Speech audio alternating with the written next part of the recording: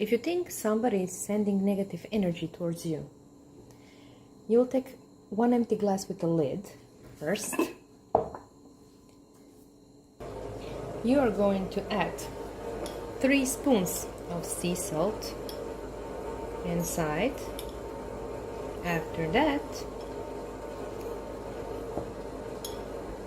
you will add 7 peeled garlic cloves inside, 21 cloves for your protection, and a vinegar. Just fill it with the vinegar and you will put it under your bed for 3 days. So 3 consecutive days. This will be under your bed. In these 3 days, just follow. Anyone getting sick, anyone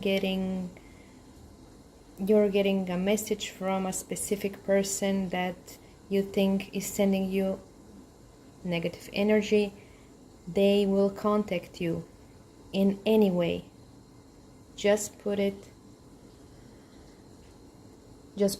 and keep it under your bed for 3 consecutive days and nights. Thank you for watching. Please subscribe and like.